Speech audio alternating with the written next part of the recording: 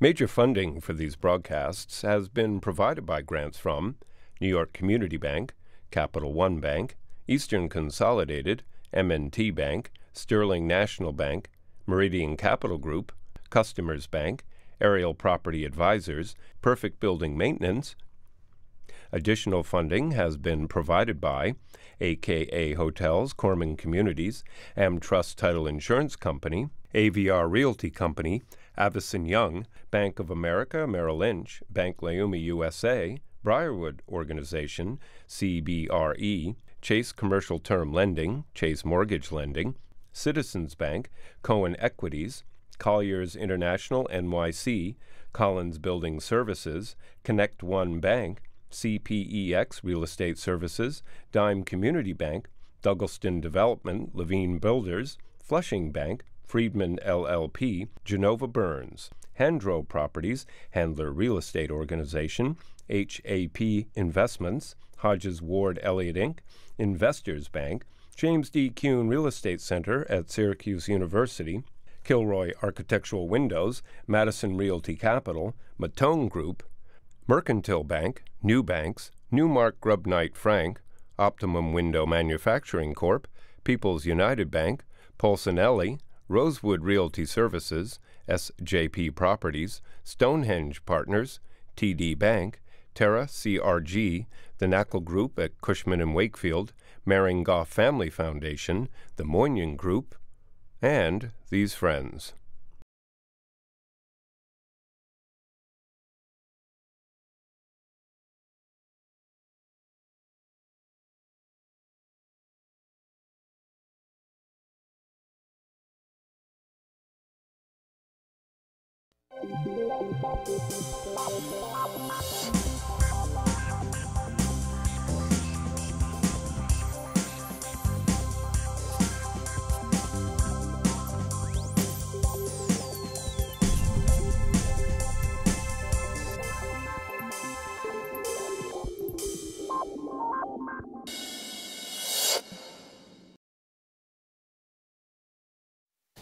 New York City, it's a place where neighborhoods are emerging. So today, my guests are going to tell us what neighborhoods in New York are emerging areas for growth, development, real estate, and so on. My guests today include Mitch Rutter, who is the principal at Essex Capital, Daren Hornig, who is the principal at Hornig Capital Partners, Evan Petracca, who is an associate at Triangle Equities, and last but not least, the man who says to me, we don't have emerging neighborhoods. Everything has emerged. Ofer Cohen, the CEO and founder of TerraCRG. So you were saying there aren't emerging neighborhoods because New York City has emerged. Yeah, my feeling is that in the last 5 years or maybe the last decade, the run-up in the market kind of took a lot of the opportunity. And I don't really think, at least from a Brooklyn perspective, I don't think there's like an unknown neighborhood. See, for that reason, I purposely brought people who are developing in other boroughs, such as the Bronx, Staten Island. Is Staten Island emerging today? Yes, I think Staten Island has to be considered emerging, being that there's been overall lack of investment in the area over the last several decades, and now with Irby, with our project Lighthouse Point, with the Wheel and Empire Outlets, you have over $1.2 billion of investment that's happening there, which should be a catalytic driver of growth over the next decade. I hear you. I hear Daren, who's doing the Bronx, Brooklyn, parts of Queens, and so on. What's your thoughts about Staten Island? There's a lot of traffic when I go through it all the time. Frankly, that's good. It could help the retail. But Staten Island is definitely there. I mean, it's more a single-family environment.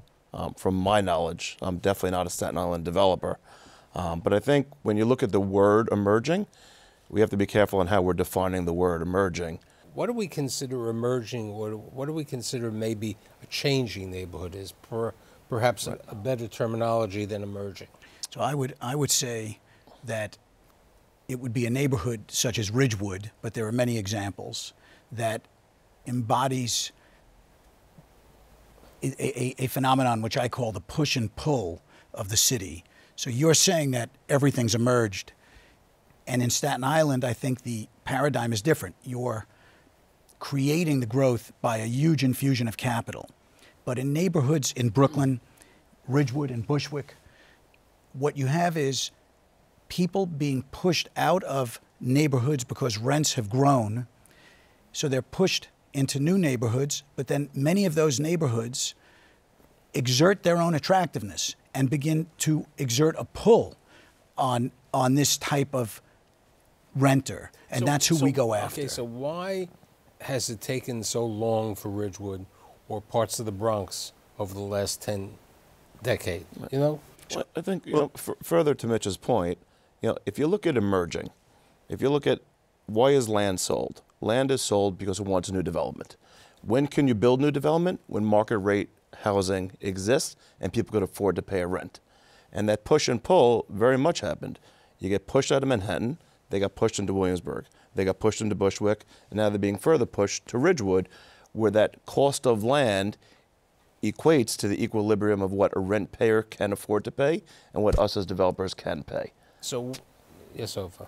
I think it's a good point. I mean, when you talk about land, and I appreciate the change to a changing neighborhood or a transforming neighborhood, because I do think that there's some parts of Brooklyn and the city that rents are still going to go up. And when it comes to land, there's only really, even Bushwick and Ridgewood is challenging to develop multifamily rental housing right now. There's only one part of Brooklyn. But it's not only multifamily. Triangle Equities, I think it's about 10 years ago, went to part of Flatbush Avenue near Brooklyn College and built a property where you have Target upstairs and a lot of Triangle Junction. Triangle Junction. I mean, Brooklyn College had been a neighborhood. Then, because of the changes in the area, it became an area that was not really highly sought. Then you went in there with Triangle Junction, which is developed. Because the neighborhoods, it's not only residential. We were talking before the show, and Daren brought it up. Long Island City today, you have all this construction, but you're lacking one major thing. There's not enough retail. So part of that issue is because in Long Island City, it hadn't been an ingrained neighborhood before all of the development. In areas such as Ridgewood, more so than Bushwick, which had a lot of industrial, Ridgewood has a huge base of Polish and Ecuadorian immigrants. So the residential neighborhoods there, and all along Myrtle Avenue, you have it's not the highest end retail, but you have solid retail that's slowly changing. So the millennials can now move into an already existing residential Right, but retail is following the density. Right. So in Greenpoint, for example, there was always good neighborhood retail. But now that the density is coming through the towers on the waterfront, retail on places like Franklin and Manhattan Avenue are going to potentially double and triple in value. So, but let's back up a second, because I think we talk about land, we talk about commercial, we talk about residential. I think in some parts of the city, and some parts of Brooklyn specifically, the city took an active role in making an area transform or emerging or changing, right? And downtown Brooklyn is a great example, where suddenly there's all these densities, suddenly there's all these apartments, and now retail is going to follow, office is going to follow. But downtown Brooklyn always had retail. It was a question of the type of retail. But correct. It had density, though. Right. Density. Downtown. To Ofer's point, retailers will follow density and follow demographics no matter where you are in the United States, right? The challenge with Long Island City is there was nothing there at all to begin with other than factories and warehouses, and now you have these residential buildings sprouting on the ground, and somebody wants to go for a beer, they want to go for a burger, or want to go shopping, and that size floor plate doesn't exist for a typical retailer. So I think you'll see the fill-in of the moms and pops, and you're starting to see that already along Queens Boulevard and Northern Boulevard. But the larger floor plates, you have to go further down Northern Boulevard to get the type of neighborhood amenities that typical. You're doing things in the Bronx. Triangle's done a lot in the Bronx over the years. Yeah. Okay, a lot of them being smaller properties, more industrial type of properties through EDC and so on. What are you doing in the Bronx, and what do you see? I mean, today, if you pick up the New York Times, you pick up the other publications, they're talking about this dynamic boom in the Bronx. Right. How do you see it? There's definitely a boom going on in the Bronx, but I think it comes back to what Mitch said, push and pull, right? By my background, I was a Manhattan office leasing broker. It's actually where I met Mitch, leasing in Manhattan. When I started buying about 15 years ago, I started to get priced out of Manhattan. So I was theoretically pushed out of Manhattan because of pricing and cap rates, and I started looking at Bronx, Queens, and then Brooklyn. You looked at the Bronx, it was a basis play. So we bought 2417 3rd Avenue, which is the Bruckner building, with my partner Savannah. That was all about basis. We bought it at about $150 a foot. And it had great bones, 12-foot ceilings, 22,000-foot floor plates, and great views of Manhattan with transportation nearby. Keith Rubenstein from Somerset and Chatreat are planning to build 1.8 million feet along the waterfront there. So I saw that as definitely emerging, right? We were making a market. We invested $10 million in the building and made it a cool, hip, tech-oriented building. And that's where I think the opportunities can come. Frankly, it's not coming as fast as we thought because the demand isn't there yet. But I think over time, people will want to go to those markets. Let's follow the demand situation in Brooklyn, okay, because that's office market that you're talking about. Correct. There are a number of buildings under development today in Brooklyn for office, in addition to downtown Brooklyn. I mean, yes. The question is, if they build it, will they come in Williamsburg? You know, 3 or 4 years ago, we were sitting here, and the idea of a tech media, tenant coming to Brooklyn was kind of a dream, and everybody said, well, I'm going to be the first building that provide all these amenities and a Class A tech building in Brooklyn. I'm going to attract these tenants. Now, about 12 months away from all these buildings being delivered, and everybody's waiting for the announcement of the first tech tenant coming to Brooklyn. And I can tell you that when we look at the office leasing market in Brooklyn, we see a lot of density and a lot of depth in the market between the 2,000 square feet tenant and 15,000 square feet tenant, and a lot less so when it comes to 25,000, 50,000 and up, and especially in what we call emerging office markets. But it's in any market, in Dumbo as well, in downtown Brooklyn as well. It's always easier, faster to lease, broken up space. 6 or 7 years ago, when the late Glenn Markman was on my show, you could go to Metrotech and pay $18 a foot. I mean, it was a different world. Today, Metrotech's $50 a foot. You know, when Mitch built on Schermerhorn, which is what, 7 years ago? About 7 years. 7 years ago, people weren't expecting Schermerhorn to be rationalizing rents of $60 a square foot. I mean, the market changes. So here, people always ask me, walking on the street or something else, where is the opportunity? Daren brings out the point of the Bruckner building, on Mott Haven in the water. Okay? We have water in certain markets. Staten Island is one of the opportunities on the market, and you're building some office over there in Staten Island. You still have great opportunity with regard to the Coney Island, Flatbush, Sheepshead Bay, East New York area in Brooklyn. Okay? Anything that area, south of the some park, of that market has always had industrial. I mean, East New York had a large industrial. That's where the Recklers came out with the initial property. So when somebody's looking over there, transportation is getting better with ferries and so on. What do you see? The land market in Brooklyn is kind of interesting because after a run-up of about 5 years, a year and a half ago, just like the rest of the city, the land market kind of stalled.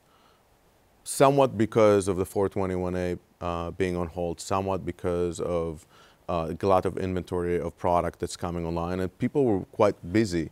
What we're seeing now is people coming back into the land market is opportunity in south of the park, south of Prospect Park, so that the closer you are to the park, and going down all the way down to the water in Sheepshead Bay and Coney Island. But the most opportunity we're seeing on the belt that's closer to the park, because this is where you see land trading between $125 and just sub of $200 a foot, which still under the new 421A or affordable New York, you could still make a multifamily rental project work.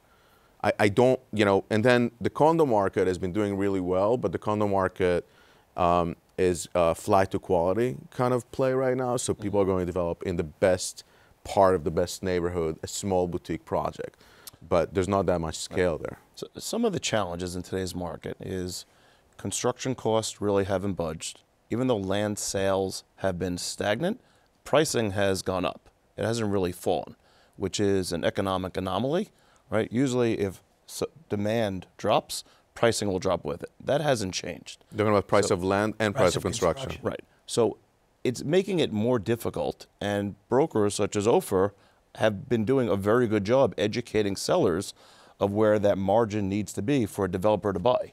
So if I want to buy at a 6 cap or a 7 cap, he knows the numbers, I know the numbers, and it's just priced very thin, that your execution has to be flawless to even make a profit. So it's not like, the old days when, we've been around. There's another component to it is construction financing is much more cautious in the last 12 to 18 months. There's still some available for rental properties, but not for the condo. But that kind of financing is more picky about locations and scale. Just before the show, one of the team of CUNY TV asked me, he said, look, my wife and I grew up in East Harlem. We have a child. We want to find an affordable condominium. So I sit there and I'm saying to my mind, couldn't the Bronx or even parts of Ridgewood or Bushwick or Sunnyside be the place, because people want to own. People still have the ownership involvement, okay? That's part of the opportunities even in Staten Island for the people. The ownership opportunity, people want to have that type of property. So where could you make it affordable as a developer? So the problem, as Daren noted, is the land prices haven't adjusted downward yet enough. So in Ridgewood, we're in it on our site at south, believe it or not, of $100 a foot. Land around the corner sold recently for $230 a foot. So nothing can work but a condo. There's no comps for condominiums in Ridgewood. Exactly. But we believe if you produced a nice product that would sell at $750 a foot, we think, because you're a block from the L and the M, it would be gobbled up. In essence, aren't we talking what we've seen in certain parts of Harlem?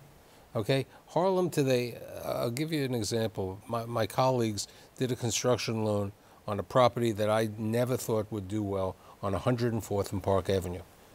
On the train station, on the train and next to the projects. The development is 70% pre-sold at $1,100 a foot. So, I think in these emerging neighborhoods, I think the affordability. Emerging now. The affordability, well, as a condo market, an emerging condo markets, I think the affordability is not on a price per square foot like the developers and the brokers are looking at it, but rather on a pricing point. So if you can deliver a one bedroom in Brooklyn between $400,000 and $600,000, $700,000 for first-time buyers, you're going to do really well, regardless if it's $900 they'll all be a foot. sold. Right. And they are selling. The problem is convincing the construction lender that That's you'll get exactly it. it. And So it has to underwrite as a rental first. So the developers that we're seeing active in that market are not using institutional construction financing. They're using private capital. I mean, a number of the properties right near Evans' property, Lighthouse Point in Staten Island, prior to the last recession, in like 2004, 2005, a number of developers were building condos in Staten Island, close to the water or... And a lot of those properties, and this gets to the basis discussion, were existing buildings that were retrofitted into being condos where they could get in an attractive dollar amount where they could make $600 a foot in sales, work out to make a profit. I mean, I don't know how ultimately successful they ended up being. Unfortunately, some of them got hit by the 2008, 2009, and someone else's misfortune became someone else's fortune buying the property over there. But all things being equal, I'll speak for myself. As a developer, I'd much rather develop multifamily than condo any day of the week. Sure, the only time, tax benefits and so on. Well, also the recurring income. The recurring income, tax benefits. You're forced to build condo because land prices dictate that you can't equate rental income to what you could afford to pay. If people are living in a certain neighborhood, which we're seeing, in downtown Brooklyn, there's a lack of office space over there. There's a discussion, there's a lack of office space in Williamsburg. Is there a lack of office space perhaps in the Ridgewood, Bushwick neighborhoods? I hope so.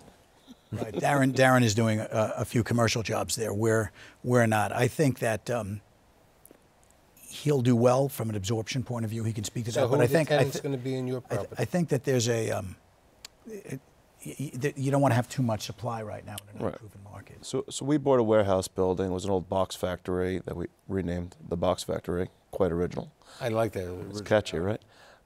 It's 67,000 feet. It has 18-foot ceilings. It's a wood joist building. So, it's cool. It's techy. And Ofer and Mitch have both seen it. It speaks to that tech and creative type user, the artist. And that artist community has been pushed out of everywhere. Right, they've been priced out of the market, correct. Out of Chelsea, out of Soho, out of Meatpacking, out of Williamsburg. You go down, and this just continues on the L, so it's off the Halsey stop at the L. So I think if we wanted to go the route of small to medium-sized tenants, 1,000 to 5,000 feet, I think that gets absorbed pretty quickly. Right now, we're thankfully in discussions with a few users who want either half the building or the whole building. Once again, because that product just doesn't exist. If you are a 40,000-foot user that wants to be in that area, you have no choice. There's very, very few, because people just haven't built that over time. Our business plan was small to medium size, and that's where I think it may ultimately, go out. But pricing is still good. Pricing is in the 30s a foot. When you're talking about trends and emerging, two trends are taking place in the real estate market. One is the co-living and the co-working. You're involved with the co-working space in Staten Island. So we have Regis as one of our anchor tenants at Lighthouse Point. They're going to be doing a spaces concept, which is kind of like the WeWork with more of a tech vibe. I think it has a place there because there's a lot of people that are currently hopping on a ferry and going into Manhattan. So perhaps they can not take the ferry anymore and work there, and on a small amount of space, it makes sense for them. Co-living is something, I don't necessarily believe in. I think that, when you're 25 years old, you want to have your own place to be. You kind of get over the living with roommates in a dorm when you're in college, but that's just my personal I think that the co-working obviously has a tremendous place in the world. I mean, the co-working, the co-living, I think, is a beginning of emergence, and it's going to continue to transform as more developers are kind of playing with the idea. I think that the millennial demographic or younger demographics moving into this neighborhood and trying to create a life are craving for some kind of a community-based center that they don't have anymore in other parts of their life. And they may or may not find it in their building. So we've specifically rejected the co-living. We're building efficient small units that can be shared with a lot of community facilities, business centers and community rooms and ping pong tables and pool tables, but we're not at the point, and I don't want to wind up with an obsolete building. When we started Ridgewood, a firm came to us and offered to net lease the whole building at a crazy number if we built it to their specs. And it's not the business I'm in, but beyond that, if it failed, they weren't credit. You wind up with a building that's not usable, just rabbit warrens. I think that it's much more adaptable to have efficient units that can either be rented by an individual or shared. Which is basically the co-living concept with two people or three people sharing an apartment. With a kitchen in the... Right, yeah, that's right. Same thing, that's right. It's funny. I think the exact opposite. I think co-working is not going to be here for very long, right? Scott Reckler and John Halpern, two partners of mine, bought HQ, remember that, 15 years ago? And they were trying to merge with Regis. The recession of 2001, they went from 90% occupancy to 50% occupancy in 6 months. Why? Because there were no leases and these people have liquidity. Now, you could work in Starbucks, you could work in the gym, you could work in Central Park with Wi-Fi and be almost as productive. So once there is a hiccup in this economy, with all the supply out there from co-working, these millennials are going to be like, I'm not spending $1,500 a month for 20 square feet to sit in a room and think I'm cool. There's a program called Spacious, which is available in 9 restaurants currently in New York City, where you can have the co-working environment for $95 a month, and you can, because the restaurant only opens up at night, so they're open from 9 in the morning to 5 o'clock in the afternoon. And you have all the opportunities, which relates to exactly your point. With my iPhone, Staples just came out with the same program up in Boston called Branded, because their stores were too large and people can work on the workstation. You can work anywhere right now, right? You don't need to be in an environment spending $1,800 a month. That's your point on co-working. Right. What about co-living? So co-living, it's going to have its place, right? You have senior living, you have assisted living, you have luxury, you have no-frills hotels, you have luxury hotels. It will have its place, but it's not for anyone and everyone, right? I would never build a building because I think that's too specific. But I think this co-living environment will continue to play out because this is what millennials want. They graduate college, they're in these cool dorms, right? I was in this varsity dorm in Wisconsin where my nephew's living. It feels like a cool health club. You bring up the term, it's the millennials. It's up to a certain age, okay? Yeah, but the millennials there's are always gonna already be millennials. having starting families and having babies. So millennials are also graduating from the dorm life. Right. Well, I'm saying millennials today, Michael, it's going to be that next 21-year-old. There's always going to be 21-year-olds who want to live somewhere that's cool and fun, and they're accustomed to an environment living with their roommates. I didn't hear any comment about co-living and co-working. Well, I mean, I think that I understand what you're saying about potentially there may be too much supply on the co-working side, but so I think co-working serves a purpose as an alternative to an office space. It doesn't, where we see the market in office, from an office leasing perspective, people are giving up their 1,500 square feet office for 2 guys, and they're getting 2 memberships at WeWork. They're getting more value out of WeWork than a 1,500. So I don't think that the WeWork model or the co-working model is to get you out of your studio apartment in Ridgewood and go to WeWork to work. It's rather to kind of have a much more amenitized. But some of the co-living space, I remember I had the guys from comment on, the biggest expense they had was the T1 lines for the Wi-Fi, okay, because the people stay in the apartments all the time, Right, that's right. and they use that level. Listen, co-living is an experience, is a lifestyle, but it doesn't mean that the developer needs to curate every aspect of someone's life just because they're developing a building. So it's time's going to tell, how far with that model we can go. So in summation, it sounds like, as opposed to emerging, there are a lot of trends taking place, okay, and different markets all over the city, and there are opportunities, could be in the Bronx, could be in Brooklyn, it could be in Queens. I know you don't know what Queens is because you just limit your car to go through Brooklyn or even Staten Island. And I'd say if we did the show in 6 months, we'll find additional neighborhoods, and then we'll have a better idea of how you do in your rentals over there in the Bronx and in Queens. And I'd like to thank Mitch, Daren, Evan, and Ofer, and I'll see you next week.